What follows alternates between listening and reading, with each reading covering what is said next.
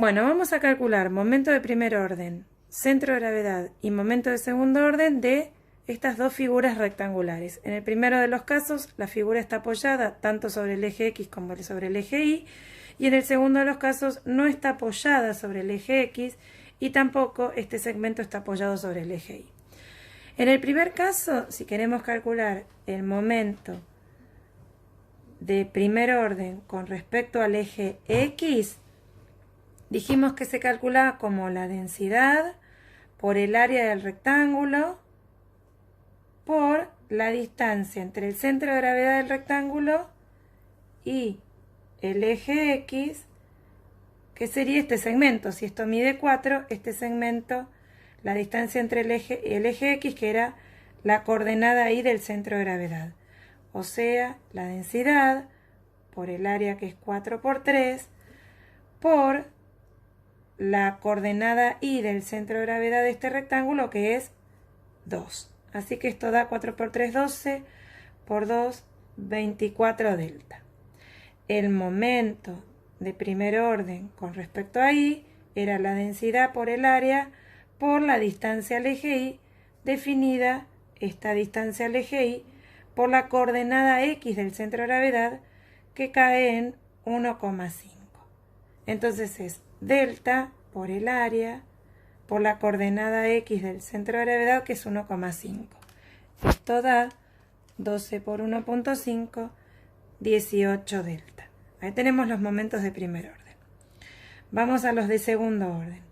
El de segundo orden con respecto al eje X, como el rectángulo está apoyado con respecto al eje X, voy a poner el ojito mirando el eje X, y era la base en X por altura al cubo sobre 3.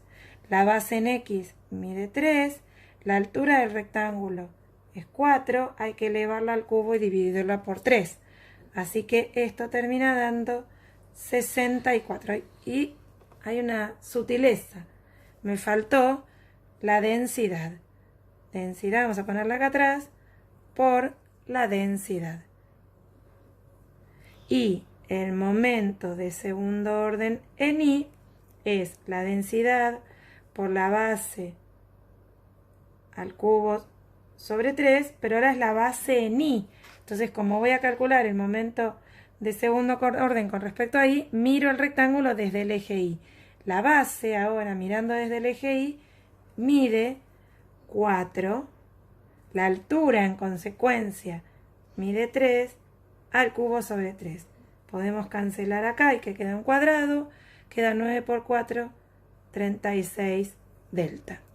Y no lo anoté, pero obviamente el centro de gravedad de este rectángulo era este puntito que se sacaba intuitivamente, que cae en 1,5 del eje X y 2 del eje Y.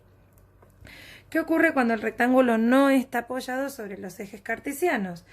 Aclaro que puede estar apoyado sobre un eje y sobre el otro no, puede no estar apoyado sobre ninguno de los dos, como sería este caso, o puede estar apoyado sobre los dos. Cualquiera de las tres situaciones podría darse. En este caso, vamos a ubicar primero su centro de gravedad.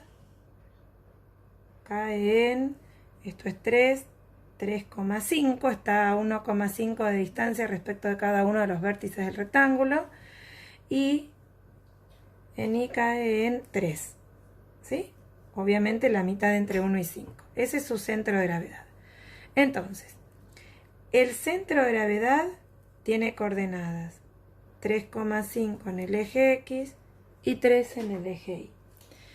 El momento de primer orden con respecto al eje X es la densidad por el área por la distancia entre ese centro de gravedad y el eje X, definida por la coordenada Y del centro de gravedad. Entonces es la densidad por el área de este rectángulo. Esto mide 3 y esto mide 4, es el mismo tamaño de antes, 3 por 4, por la coordenada Y del centro de gravedad, que está a altura 3. Entonces esto da 12 por 3, 36 delta. El momento de primer orden con respecto a Y, habíamos dicho que era densidad por área por coordenada de X del centro de gravedad, porque es la distancia al eje Y, todo esto, que es la XG. Entonces es densidad por 4 por 3 por la distancia al eje Y, dada por la coordenada de X del centro de gravedad, que es 3,5. Esta cuenta entonces da 42 delta. ¿Sí? Vamos a los momentos de inercia. Acá hay que tener cuidado porque tanto en X como en Y el rectángulo no está apoyado. Entonces vamos a dibujar. Si calculamos el momento con respecto al eje X, vamos a poner un ojito acá mirando el eje X. En este caso, si estoy calculando con respecto al eje X, este segmento será la base en X y este vertical será la altura.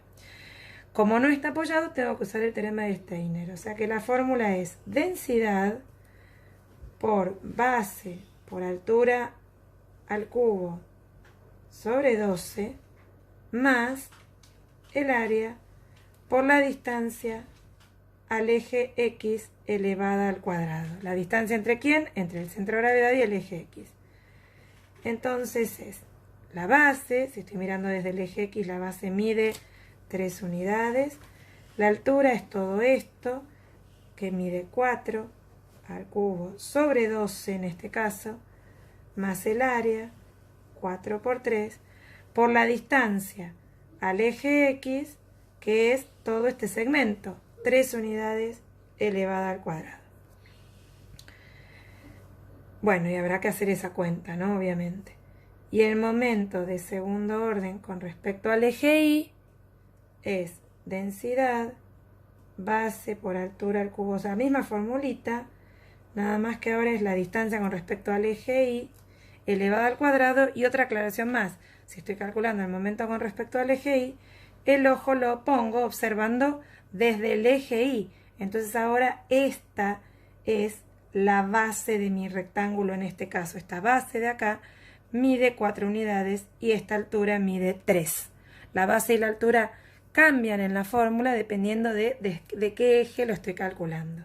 Entonces será densidad por la base, que ahora es 4, por la altura al cubo sobre 12, más el área, que vuelve a ser 4 por 3, por la distancia entre el centro de gravedad y el eje Y, definida por la coordenada X, 3,5 al cuadrado.